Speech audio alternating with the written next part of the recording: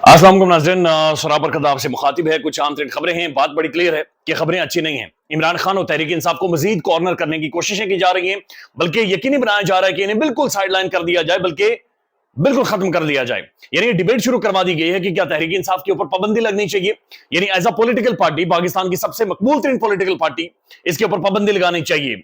साथ साथ यह भी डिस्कस हो रहा है कि बाकायदा से ट्विटर को यानी एक्स को लिखा जाएगा कि इमरान खान को, जिसके 20 मिलियन फॉलोअर्स हैं, पाकिस्तान का मकबूल तरीन ट्विटर अकाउंट, उसे बंद किया जाए।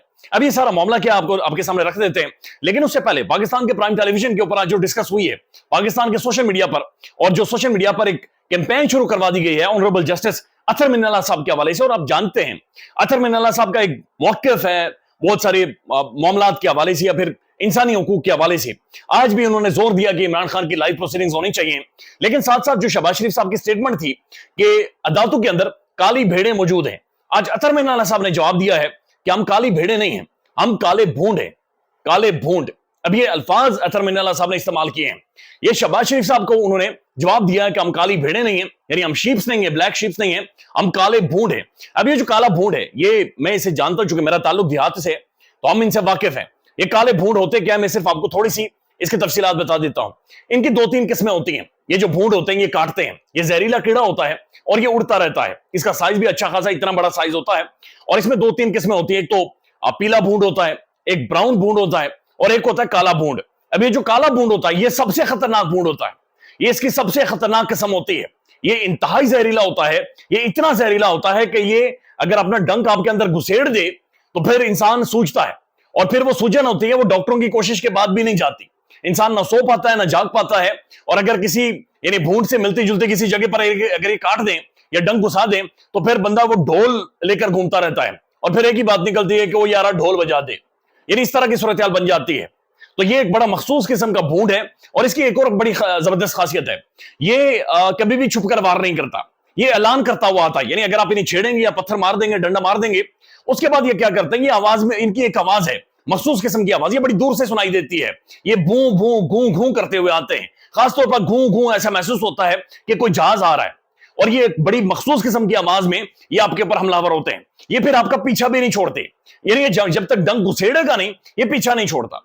फिर इस काले भूंड की एक और खासियत है, ये तब तक आपको नहीं छेड़ता जब तक आप इसे तंग ना करते, या फिर आप इनके साथ शरारत ना कर दें, या आप इन्हें उंगल ना करें। ये तब तक आपको छेड़ता नहीं है।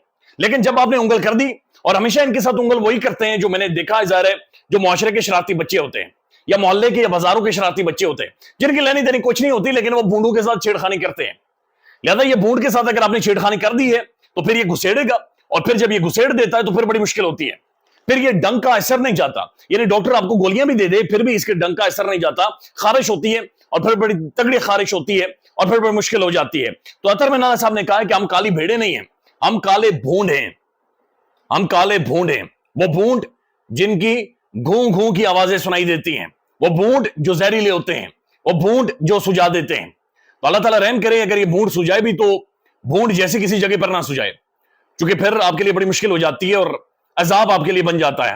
आप किसी को बता नहीं सकते, लेकिन सिर्फ आप ही महसूस कर रहे होते हैं कि भूंड मेरे साथ क्या कर गया है। तो अतर मिन्नाल्लाह साहब का यह कहना बड़ा वाज़ेह तौर पर पैगाम है कि जनाब काले भूंडों को ना छेड़ा जाए, नहीं तो ये भूंड फिर शायद डॉक्टर सूजी हुई जगह को इलाज करेगा, लेकिन डॉक्टर के हाथों से भी चीज नहीं या मामला निकल जाएंगे, फिर ये इलाज नहीं होगा, फिर मुश्किल हो जाएगी। तो अल्लाह ताला काले भूंडों से महफूज रखे हर उस शरारती बच्चे को जो इन भूंडों को छेड़ता है। अब जो अतर मिन्नाल्लाह साहब ने स्टेटमेंट दी है, उसके बाद इनके हवाले से सोशल मीडिया पर एक मखसूस किस्म के व्हाट्सएप अकाउंट एक्टिव हुए हैं। अच्छा, ये अकाउंट बड़े इंटरेस्टिंग है। ये बाकायदा से मखसूस लोग step by step, brick by brick करके एक्टिव होते हैं, और ये जजेस के खिलाफ, साफियों के खिलाफ ये कैंपेन चलाते हैं। ये बड़े नहुसत भरे लोग होते हैं, ये इनके अंदर अक्ल, ज़मीर, इनकी जो बहुत सारी चीजें मरी हुई होती हैं, जनादे होते हैं। इनकी ज़हनियत ऐसी होती है जैसे कोई किसी नशे की होती है, जिसे समझ ही कुछ नहीं आता। तो ये कैंपेन इन्होंने शुरू करवा दी है, और ऑनरेबल जस्टिस को ज़्यादा टारगेट किया जा रहा है, उन्हें काला भूंड कहा जा रहा है। और नो डाउट कि वो जिस तरह से उन्होंने वाजे किया वो काले भूंड हैं, तो काला भूंड फिर उसका डंक इतना होता है, अल्लाह ताला रहम करे। बहरहाल काला भूंड नो डाउट खतरनाक होता है। अब जो दूसरी डेवलपमेंट है, वो डेवलपमेंट ये है कि बाकायदा से बातचीत की जा रही है कि इमरान खान की पार्टी के ऊपर पाबंदी लगा दी जाए, और ऐसी सूरत हाल बनाई जा रही है। ऐसी डिबेट पाकिस्तान के प्राइम टेलीविजन के ऊपर बाकायदा से शुरू करवा दी गई है। और ظاہر پابندی تو لگ سکتی ہے کسی بھی پولیٹیکل پارٹی کے اوپر، لیکن اس کے لیے آپ کو اسٹیبلش کرنا پڑے گا اور حکومت کو ایک ریفرنس سپریم کورٹ کو بھیجنا پڑے گا، یا پھر الیکشن کمیشن آف پاکستان یہ ریفرنس بھیج سکتا ہے۔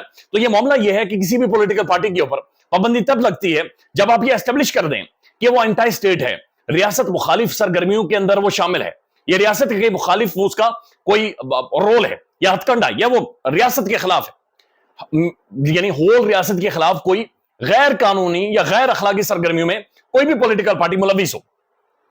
اب جو تحریک انصاف ہے اس کے حوالے سے مختلف بیانیے بنائے جا رہے ہیں اور سوشل میڈیا پر بہت ساری چیزیں ڈسکس ہو رہی ہیں کہ 9 مئی کو بھی ظاہر سامنے رکھا جائے گا، اور پھر عمران خان صاحب کے اکاؤنٹ سے جو ویڈیو شیئر ہوئی ہے جس میں باقاعدہ سے حمود الرحمان کمیشن رپورٹ کے حوالے سے تھا، اس میں پاکستان کے ڈیفنس جو انسٹیٹیوشنز ہیں ان کی اہم ترین شخصیات کی تصویریں اس کے اندر موجود تھی۔ اب ظاہر 1971 میں ان شخصیات کا تو رول نہیں ہے، لیکن اس ویڈیو کے اندر ایک طرف جنرل یحییٰ کی تصویر لگائی گئی اور دوسری طرف عام ترین موجودہ شخصیات کی تصاویر لگائی گئی ہیں، ان کی پکچر یعنی پاکستان کے آرمی چیف کی تصویر لگائی گئی ہے۔ یہ نہیں ہونا چاہیے تھا، یعنی یہ کمپیریزن بنتا نہیں ہے کسی بھی طور پر، لیکن اس نے صورتحال کو اور زیادہ خراب کر دیا۔ یعنی میں صرف کچھ ایک چیزیں آپ کے سامنے رکھ دیتا ہوں۔ FIA سائبر کرائم نے جوڈیشل مجسٹریٹ اسلام آباد سے عمران خان سے اڈیالہ جیل میں انکوائری کے لیے رابطہ کیا ہے۔ نیچے ریمارکس میں الاؤڈ اور جوڈیشل مجسٹریٹ کے دستخط ہیں، جبکہ اس کے نیچے عمران خان کی ہینڈ رائٹنگ میں ملنے سے انکار ہے اور الزامات کو مسترد کیا گیا ہے۔ باقی کہانی عمران خان سے ان کے وکلا مل کر بتائیں گے۔ اب یہ کہا یہ گیا ہے کہ اوبویسلی عمران خان کے جو سوشل میڈیا اکاؤنٹس ہیں اور خاص طور پر عمران خان کا جو ٹویٹر اکاؤنٹ ہے عمران خان PTI، اب یہ اکاؤنٹ ڈسکس ہو رہا ہے کہ اس اکاؤنٹ سے یہ باقاعدہ سے انٹی اسٹیٹ کیمپین چلائی جا رہی ہے۔ اب یہ بات آپ سامنے رکھیں کہ پاکستان کے اندر ٹویٹر بند ہے، یعنی ٹویٹر پاکستان کے اندر بغیر VPN کے ایک ایکسٹرنل سورس کے کوئی بھی یوز نہیں کر سکتا، یا پاکستان میں ٹویٹر یوز نہیں ہو سکتا۔ ایسے ٹائم میں کہ عمران خان خود جیل کے اندر موجود ہے اور جیل کے اندر بھی مخصوص دنوں میں صرف کچھ لوگ جا کر ان سے ملتے ہیں مخصوص اوقات کے لیے، تو ایسے ٹائم میں عمران خان کا جو ٹویٹر اکاؤنٹ ہے وہ بغیر VPN کے یا پھر پاکستان کے باہر سے ہی آپریٹ ہو سکتا ہے، پاکستان سے نہیں ہو سکتا۔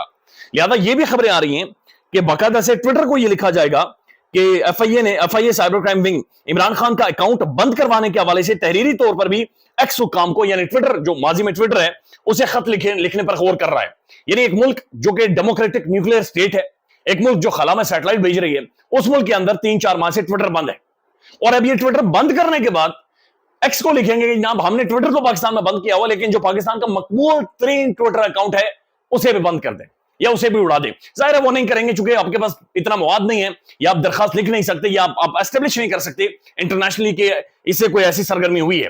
لیکن اب جو ویڈیو ظاہر خان صاحب کے اکاؤنٹ سے شیئر ہوئی ہے، اس ویڈیو نے بہت سارے سوالات تو پاکستان میں اٹھائے، اور ویڈیو حمود الرحمان کمیشن رپورٹ کے حوالے سے، ویڈیو شیخ مجیب الرحمان کے حوالے سے، شیخ مجیب کے حوالے سے، اور اس کے اندر اہم ترین شخصیات کے نام۔